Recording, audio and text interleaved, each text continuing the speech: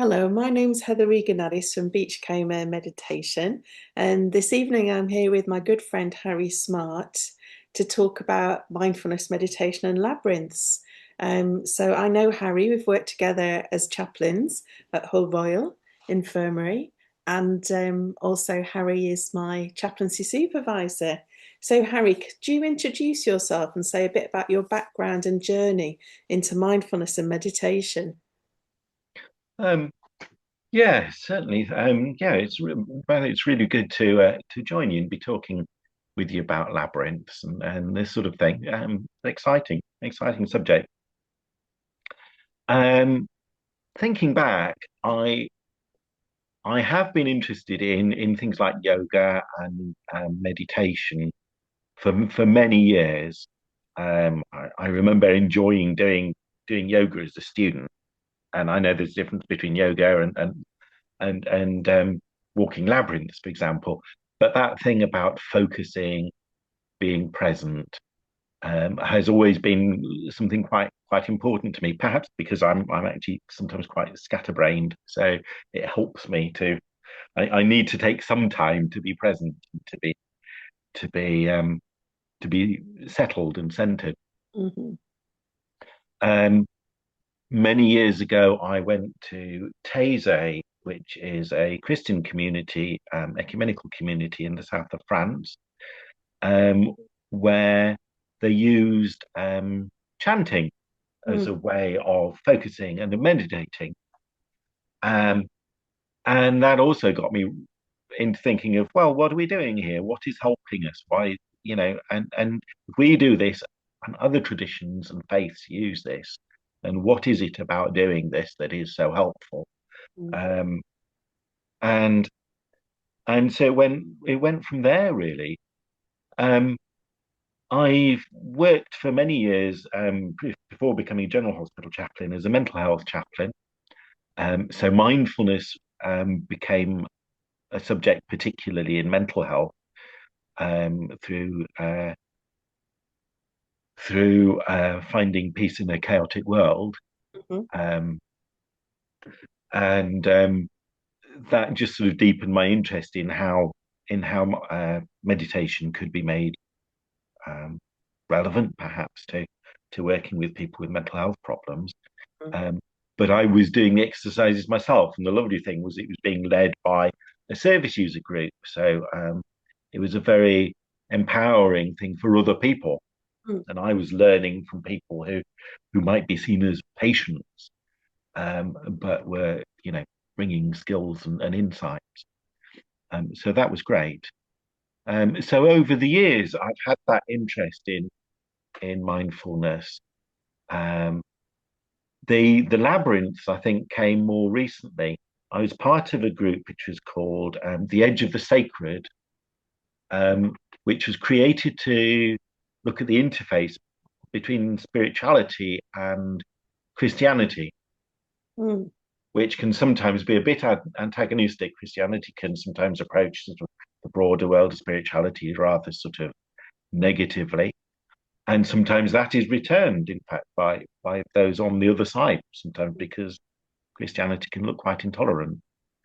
Um, and so in that group, I went to a convent which was building its labyrinth. And I was part of building that with some rocks and stones in the garden. Um, and I think that was my main introduction to doing that. And it's medieval. I love things that are medieval. It's back into the medieval mind and that sort of body involvement and fantasy involvement, and I love all of that. Yeah, yeah. We should probably also say that you are an ordained vicar, aren't you? Well, technically, I'm an ordained priest, a Yeah. Church of England priest. I don't have a parish. Mm. I've been a hospital chaplain for longer than I can imagine, 27 years. Mm. But I've always been on the edges of working with parishes. Hmm. Yeah, yeah. Maybe a good idea if you could explain what a labyrinth is and a bit about their history. Mm. Well, if we've got about 2,000 years, I could give you a full, well, semi-complete. explanation of, but I guess we probably haven't. Um, the, I mean, mine, labyrinths go back many, many years, over 2,000 years. There's Theseus and the Minotaur in the labyrinth, which Hmm. tells us that actually labyrinths in sort of early Greek times, classical Greek times, were built with walls and coverings. They are different from mazes. So if you think of a 17th century house or 18th century house with a maze, and you imagine sort of courtiers going around and getting lost and trysts and all sorts of things going on, that's more likely to happen in a maze where you get lost. The Mm. idea is you get lost, you go off in the wrong direction, it'll lead you off in the wrong direction. The labyrinth can be really confusing because it'll look as though it's going into the center and then it'll veer off round to the outside and then back in. So it could seem as though you're getting lost. Um, but you it really only has one path. Hmm. Whatever the pattern, as long as you can keep your wits with you. And actually, if you're following one on a, some of them are very intricate, but as long as you can keep your wits with you and you don't step over the lines into the other, the track that you've just come from, Yeah. you should be fine. Mm. Um, all of that is to say that over the 3,000 years that they've been about, they've changed form.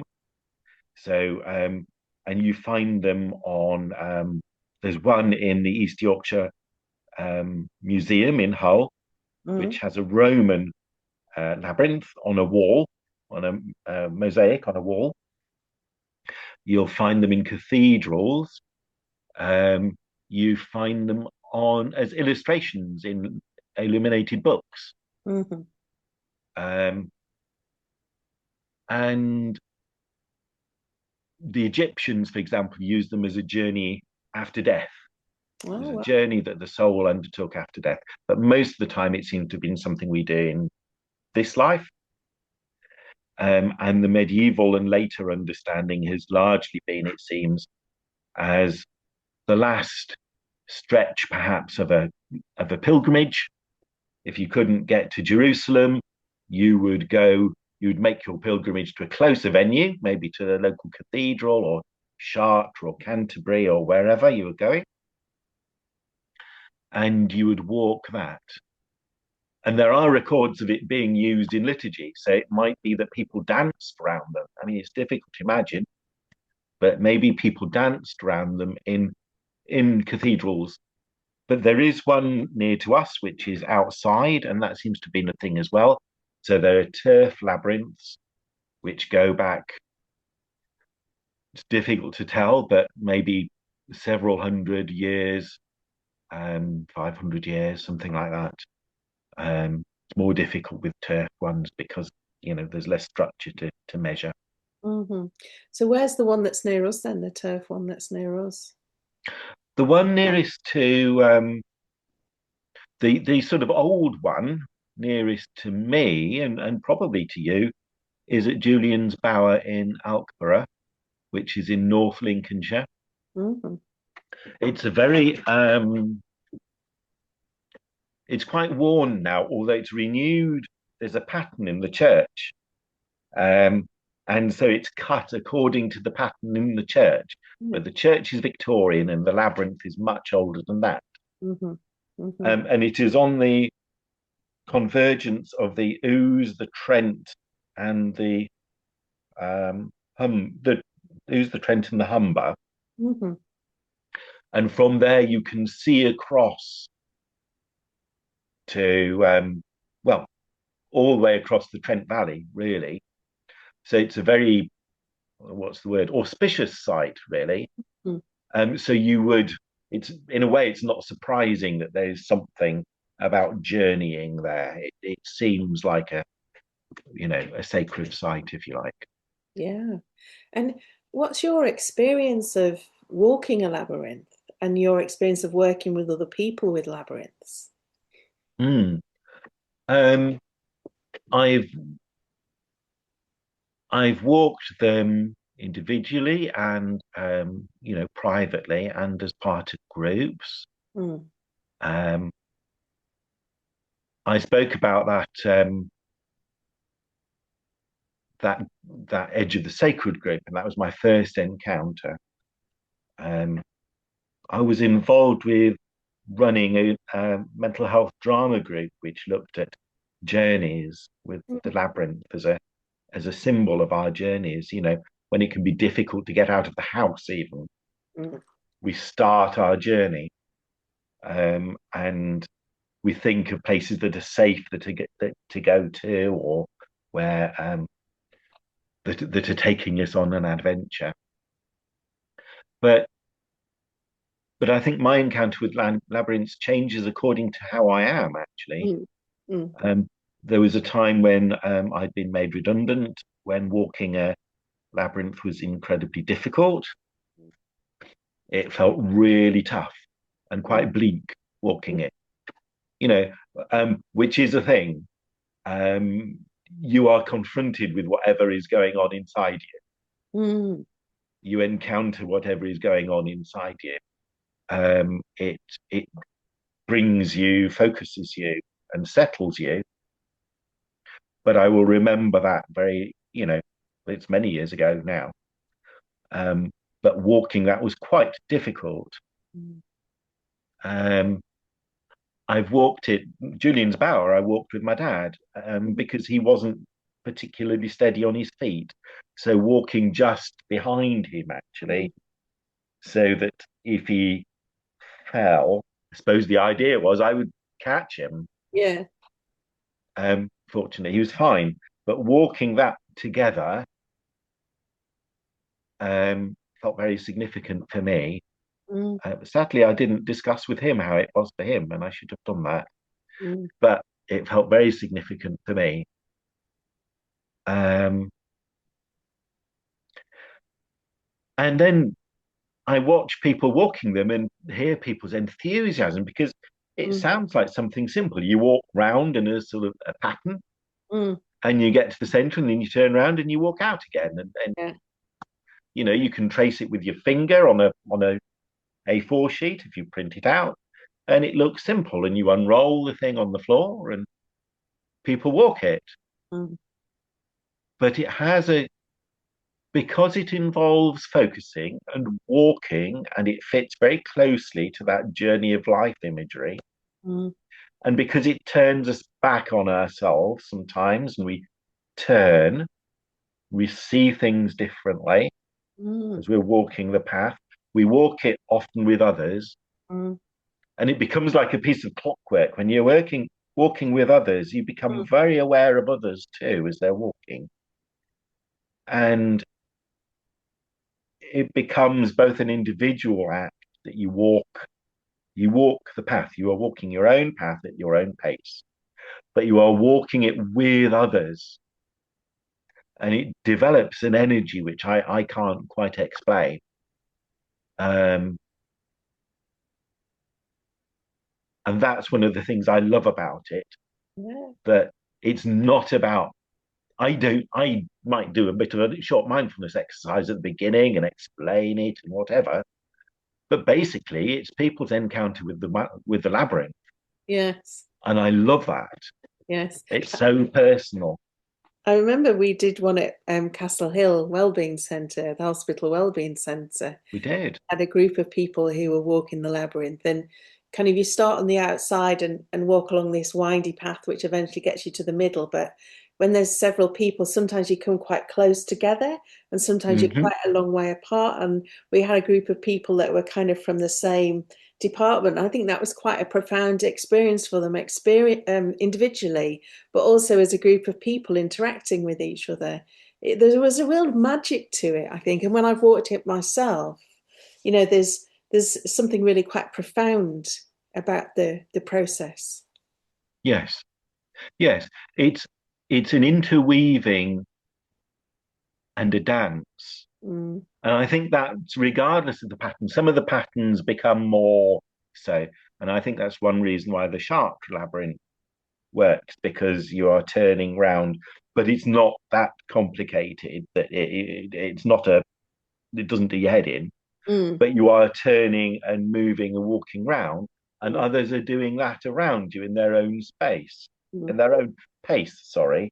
mm, So they will be a few steps or um, a few tracks ahead of you, but they are also turning. mm, And you do that in a way that you are conscious of your feet. So you're walking and you're conscious of what you're seeing and you're conscious of the speed. It doesn't matter. You can pass other people, but you are conscious of them, you're aware of them, and you do it attentively and kindly. Which again is so important, isn't it, in mindfulness, that we do it attentively and kindly. mm. Um,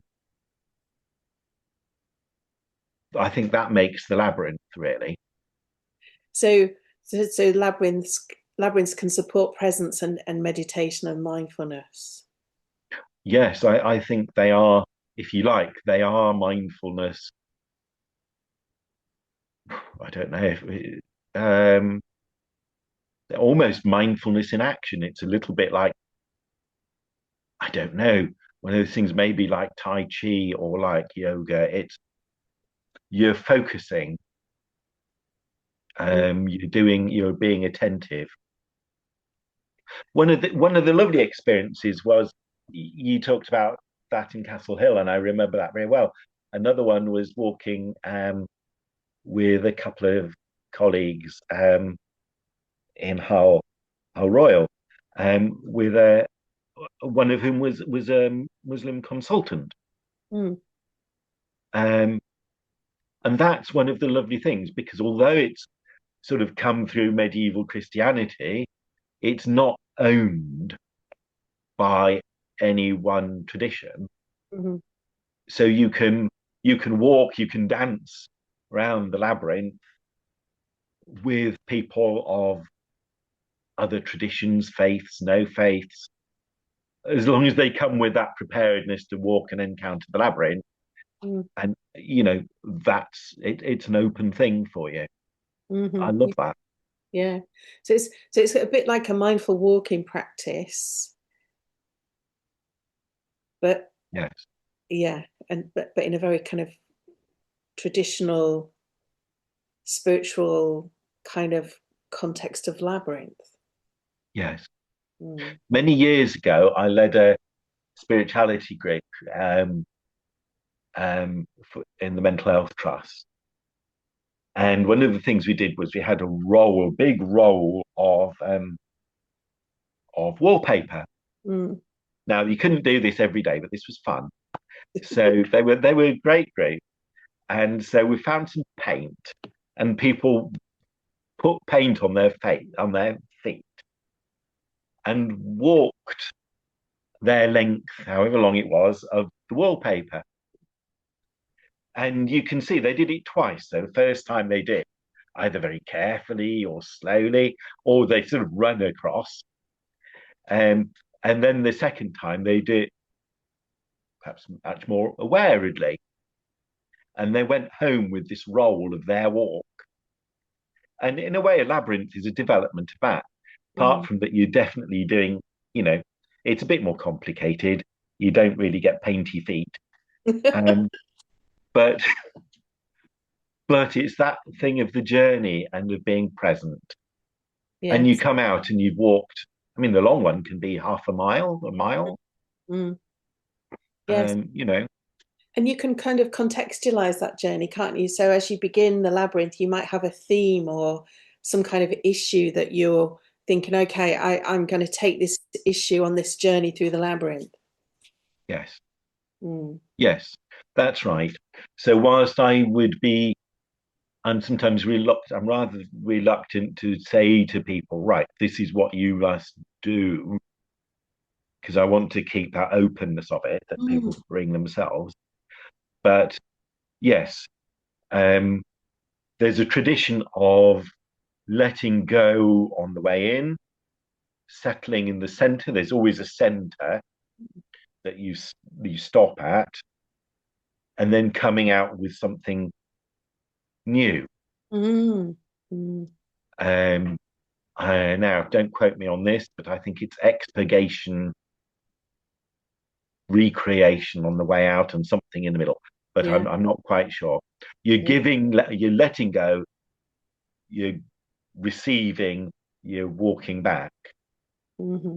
But and people talk about walking with someone, even though there isn't a physical person there, they will do it in their mind's eye, walking with Mm. somebody, you know. Um,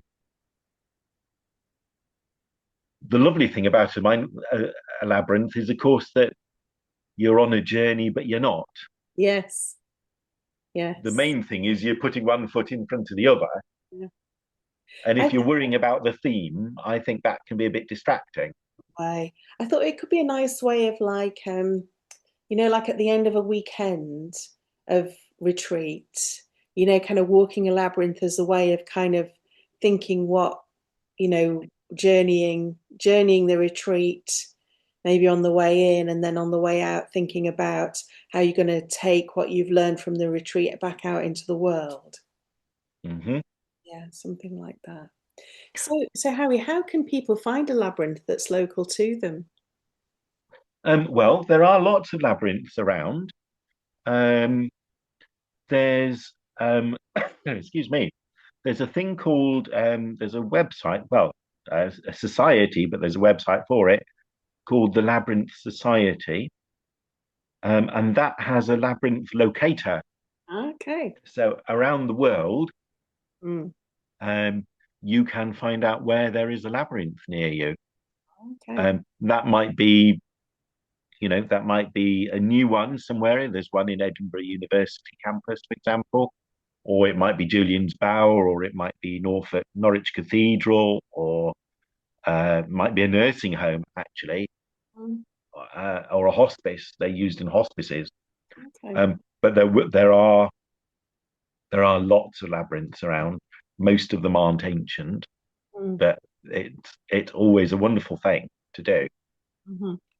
And if people wanted to join you for walking a labyrinth, how would they get in touch Mm. with you? Well, yes, I do. I do lead labyrinth retreats. So just a little bit of mindfulness and the opportunity to walk the labyrinth. Um, and You can usually find information on my Facebook page, which is the Long View Mindfulness Labyrinths and More. Um, or if you look at my Facebook page, it's Harry Smart, you find me. So either of those I post stuff on. So, Harry, do you think there's anything that we need to say about labyrinths that you've not said already? Anything else to add? Um,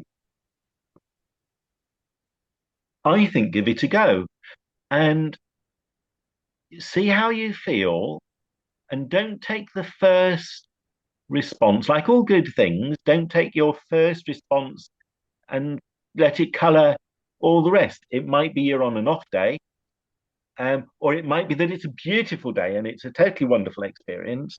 Um, I discovered one at um, at a monastery, Riva Abbey, Hmm.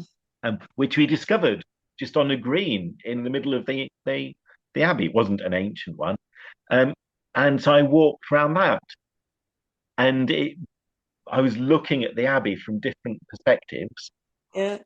and it's a great thing to do. So give it a go.